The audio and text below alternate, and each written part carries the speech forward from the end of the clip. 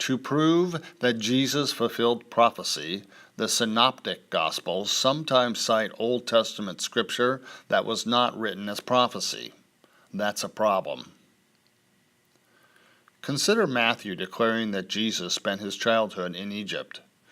Joseph got up, took the child and his mother by night, and withdrew to Egypt, where he stayed until Herod's death. This fulfilled what the Lord had spoken through the prophet.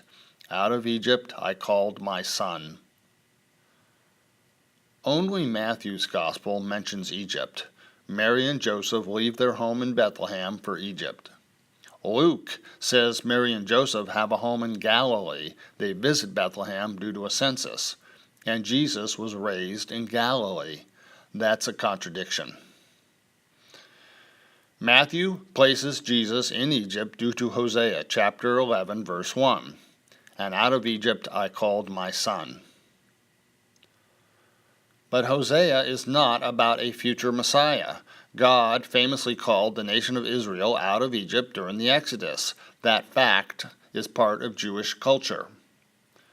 Hosea refers to Israel as God's son, since these words were spoken to Pharaoh. Israel is my firstborn son, let my son go, that he may serve me.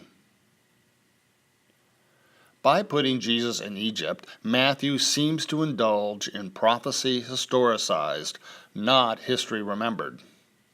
Prophecy historicized means that early Christians searched Hebrew Scripture for predictions about what would be true of the Messiah. They created stories about Jesus based on these predictions. The problem here is that no prophet said the Messiah would come out of Egypt. Matthew is too eager to prove that Jesus is the Messiah. Weak evidence is always counterproductive, since it brings into question an author's credibility.